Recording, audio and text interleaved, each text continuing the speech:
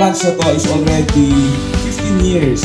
So, 2010 pa, bukas na to. So, malakas na tong branch na to, mas pinalakas pa natin.